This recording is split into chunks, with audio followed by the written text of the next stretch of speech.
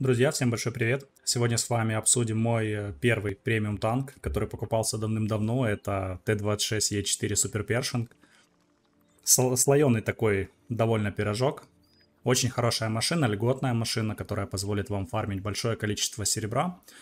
Конечно, если будете с пониманием к нему относиться, закрывая глаза на его минусы и используя плюсы. То есть это очень важный аспект. Мы сегодня обсудим саму машину, посмотрим, как она чувствует себя в 2022 году. Обсудим ее бронирование, преимущества и минусы, конечно же. Поэтому присаживайтесь поудобнее, наливайте себе кофеек или чай, берите покушать, мы будем сейчас смотреть. Итак, поехали. Т-26Е4 это у нас средний танк 8 уровня США, то есть он поможет вам выкачать американскую ветку, то есть, соответственно, это у нас будет Паттон. Сможете спокойно прокачивать экипаж для этой именно ветки Паттона. К сожалению, у американцев всего один СТ 10 уровня. Хотелось бы, чтобы было больше, но пока имеем то, что имеем. Сам из себя Першинг представляет не совсем средний танк, поскольку подвижность у него далеко не самая средняя, он больше ближе к тяжам. Но у него есть хорошее очень бронирование, которое позволит вам отбивать большое количество снарядов противника, особенно учитывая то, что большинство противников это будут танки 8 и ниже уровня, и за редким исключением это будут девятки, потому что из-за того, что танк льгот, он просто не попадает к 10 уровням, и это большой плюс. Я отметил для себя несколько сборок, то есть сам я играю непосредственно на сборке это вентилятор, стабилизатор и досылатель. Я подключал перки экипажа, чтобы вас не сбивать, но тем не менее поговорим о сборках. Эталонная сборка для всего, то есть как играю я и большинство игроков, это опять же улучшенная вентиляция, стабилизатор и досылатель. Это позволяет вам, в принципе, иметь скорострельность 8,9 выстрела в минуту, то есть почти 9, там без копейки, и иметь ДПМ 2143 единицы.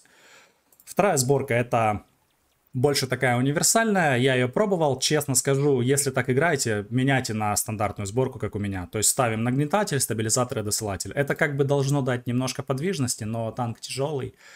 И использовать эту сборку как эталон я бы не стал точно, потому что она не работает на этой машине. Поэтому ее убираем. И последняя сборка, третья. Это вентилятор, досылатель и закалка. Что это дает? Если вы играете в ближнем бою, в принципе, вам стабилизатор не нужен. Потому что для ближнего боя, поскольку танк американский, он и так имеет довольно хорошую стабилизацию. И если вы играете в клинче или средне-близкая дистанция, стабилизатором можно пожертвовать, взять улучшенную закалку, что позволит вам иметь больше очков прочности. То есть у вас будет не 1500, а 1620. В остальном, по бронированию машины мы сейчас поговорим отдельно. В целом, если говорить о танке, он очень прикольный, стоит недорого, если сравнивать с другими премами. Еще, ребята, есть такой нюанс. Знаете, вот многие люди думают, можно взять прем-танк там 5 уровня и на нем фармить, зашибать большое количество кредитов. Нет, ребят, не разменивайтесь на ерунду, не тратьте свои деньги на низкоуровневую технику, лучше немного доточить и взять все-таки 8 танк, потому что он вывозит гораздо больше опыта, гораздо больше денег, и вы должны это обязательно учитывать. Потому что играя на низкой уровневой технике, у вас часто очень будет происходить такое, то что вы попадаете в дно, и вас там просто аннигилируют, и вы ничего не можете сделать. Поэтому Super Pershing, как я считаю, на сегодня, то есть на 2022 год, сегодня у нас понедельник, 4 июля, я думаю, машина актуальна, то есть на ней можно играть. Я провел на ней уже, наверное, боев 10 сыграл, чтобы понять для себя, играет он вообще или нет. Могу наверняка сказать то, что играет. Я сразу, ребят, извиняюсь, то что, может быть, я еще немного трою, потому что я недавно проснулся, решил сразу так в бой вам сразу все рассказать, объяснить, показать. По пушке поговорим об орудии. У нас стандартная, в принципе, американская пушка, имеет бронепробитие стоковое 202, альфу 240, ДПМ 290 в такой сборке. Это не то чтобы много, но с альфой 240 вы же понимаете, что вам придется достаточно долго набивать количество урона, то есть хороший урон это отбить хп своей машины как минимум, поэтому вы должны привыкнуть к тому, что этот танк вам не позволит настреливать в каждом бою огромное, колоссальное количество урона. Но фармить он способен. Снаряды недорогие. То есть снаряд стоит 255 копеек обычный. Голдовый стоит 4400, но там и пробитие другое. И играя с девятками на голде вы можете их без проблем пробивать. Там 250 пробития, 258 даже. Ну то есть это за глаза для любой девятки практически. Ну кроме там всяких советских тяжей. Типа там 705 или 257, они в лоб могут не браться. То есть сразу. Такое может быть вполне. Теперь давайте поговорим о бронировании машин. Именно рассмотрим ее более детально, посмотрим сильные и слабые стороны машины, потому что это тоже очень актуальная тема. И в его бронировании стоит разобраться, потому что, как я заметил, в рандоме многие игроки просто понятия не имеют, куда эту машину пробивать, за исключением трубок на крыше. Но это такое, то есть у танка много уязвимых мест, и я надеюсь, что это вам все-таки поможет. Поэтому переключаемся на бронирование. Глядя бронирование этой машины, сразу возникает вопрос: ого, он какой-то литой, просто невозможно уничтожить. Но нет, здесь у нас есть два противокумулятивных экрана, то есть вот так они выглядят, один здесь, второй здесь. Это запчасти, исходя из истории, от Пантеры, то есть Першинг модифицировали в поле, взяли лобовую деталь Пантеры, еще какую-то ерунду сварганили и надели на саму машину, чтобы усилить броню. По слабым зонам, то есть что вам нужно прятать? Это на правой части ВЛД есть такое окно пулемета, оно 80 мм, и туда пробивается просто без проблем любым танком, даже шестерки могут сюда вам забрасывать. И вторая зона, о которой мало кто знает, это вот эти щеки. Как видите, они 80 мм, приведенки там 146, поэтому в эти щеки вас будут забрасывать без проблем. И если вы играете против Першинга, вы должны учитывать то, что стоя к нему вот так вот лоб в лоб, не цельтесь в башню, вы можете туда не попасть или не пробить, цельтесь в щеки. Щеки по краю башни, они пробиваются без проблем. Если у вас пробитие 150-160, он будет шиться без каких-либо сложностей, это правда. Есть также уязвимые зоны вот здесь, по краю от ВЛД. Иногда пробиваются катки, но это редко, конечно, бывает. Поэтому смотрите, изучаем слабые зоны. Это зона пулемета, щеки вот здесь и щеки башни. Особенно с левой стороны, она прям сильно пробивается. Ну и плюс башенка. Это вишенка, так сказать, на торте, она большая, ее видно хорошо, и возле трупа она пробивается также без проблем. Борта картон, надеяться на то, что вы будете отбивать бортами, я бы не стал. Часто залетать может, конечно, иногда гусеница что-то скушать, но лучше танкуйте всегда лобовой проекцией. Пушка, соответственно, конечно, не пробивается. Ну, то есть бронирование у него для своего уровня достойное. То есть я покажу вам бой, где реально можно набивать танкование, то есть он отбивает, прощает урон, 1500 хп, это как у ИС-3, ну то есть этого немало, да, действительно, можно отбивать снарягу.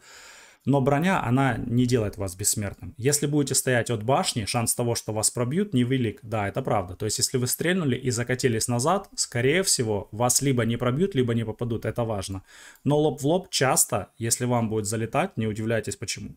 Против кумулей, да, она танкует чутка получше, но если кумуль там 340, ему на это все наплевать. Он будет вас шить в любую проекцию, у некоторых девяток есть такие кумули, поэтому будьте внимательны. В целом броня достойная. Смотрим теперь бой. Бой у нас на карте Затерянный город, как видим, здесь парень выбрал немного другую сборку, у него стабилизатор улучшенный, закалка и досылатель, то есть у него хп побольше, чем обычно, это для ближнего боя сборка. Забросила в идеальный сетап, то есть все 8 уровня. Здесь будет большой настрельный бой. Я для того, чтобы просто не париться, не мучиться, набивать себе бой, нашел хороший реплей достойный, где будет очень большой, ну, в основном все выстрелы будут на ББ. Поэтому вы увидите, в принципе, как этот танк способен фармить. Такой сетап танковый будет вам встречаться очень часто, поскольку, повторюсь, танк льгот, и без каких-либо проблем вы будете играть с восьмерками, и очень часто будете попадать к семеркам и шестеркам, то есть когда вы в топе списка и против вас уровни, то есть на порядок ниже. Повторимся по бронированию: 202 пробития у нас на ББшках, 240 альфа и 258 мм пробития голдой. Для среднего танка на 8 уровне 258 голдой это очень много. В жизни выглядит Першинг вот так.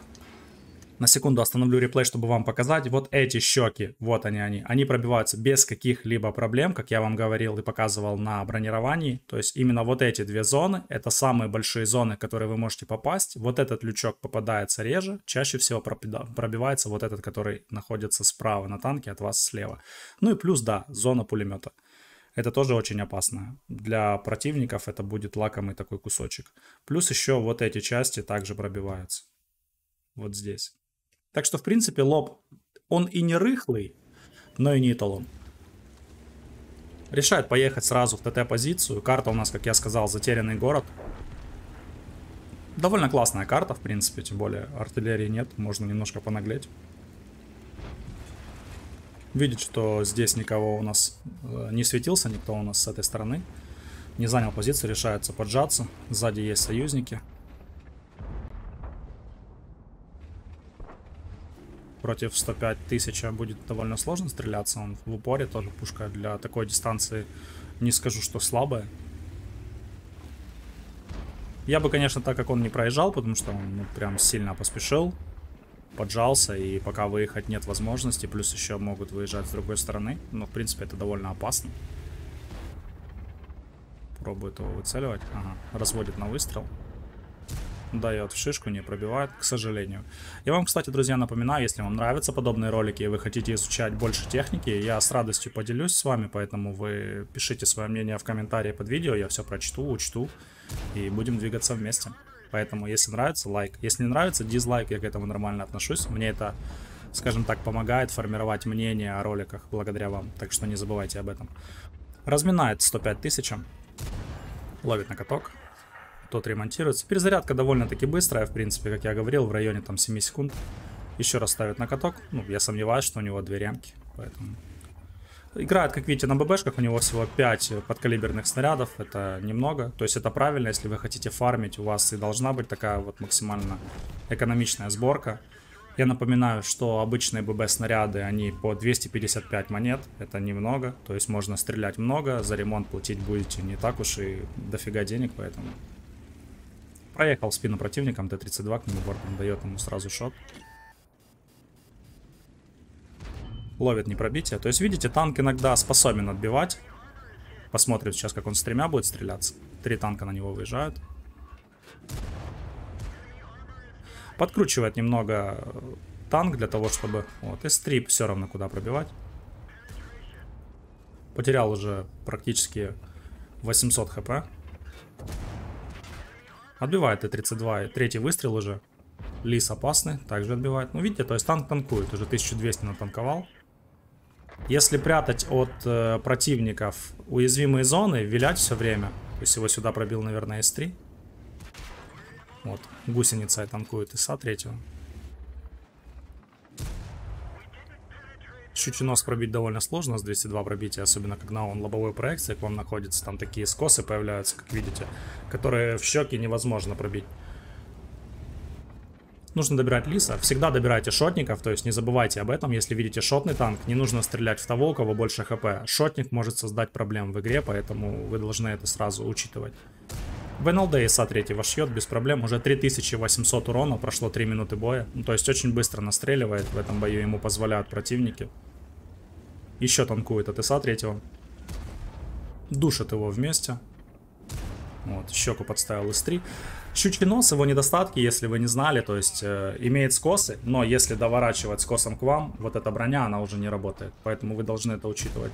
Отстрелял 5 подкалиберов, потому что ИС был довольно сложной целью. В принципе, можно было там стрелять и на ББ, но он решил стрелять наверняка. Сонный Як-Тигр. Счет 8-2. 5200 урона. Очень быстро разыграл собой. То есть разработчики гласят, у нас нет турбосливов. Мы же и видим 8-2 счет. Показательный реплей игры на этом танке. То есть ничего сложного здесь нет. Если вам нравятся тяжелые танки, Першин к вам подойдет наверняка. Потому что ну, он как СТ-шка не ездит. Скорее всего будете играть как-то. Пушка точная, в принципе. Довольно неплохо сводится, стреляет. На ней можно настреливать хорошее количество урона. Правда, на такой дистанции, как находится Су-130 ПМ, это уже чуть посложнее. Но, тем не менее, видимо, он попадает. Неприятный шот у ТС-5. Для него ТС-5 это сложная цель, поскольку там очень хорошее бронирование. И выцелить конкретно на Супер Першинге будет сложно. Такие зоны у него пушка прям не снайперская. Так что старайтесь стрелять по целям, которые для вас доступны. Не пытайтесь лезть в такую зону, где будет много бронированных танков. Вы там, скорее всего, ничего не настреляете. Это важно. 5900 урона, 2 фрага. 11-2. Душат уже противники. Решает проехать направо. Видим, что внизу у нас умирает союзник. Добирает прогета сушка. Не попадает по ТС-5. В броню не попал. ТС-5 его может добрать. Лучше заехать. А там сушка. Нужно держаться здесь, ждать. Что залез в неприятное место. ТС-5 слишком сложная для него цель. Су-130 ПМ может пробить его без проблем, потому что там пробивная хорошая пушка. Но на этом бой заканчивается. Сейчас покажу результаты. Если видео понравилось или есть над чем поработать, пишите, я все прочту. Так что до новых встреч. Пока-пока.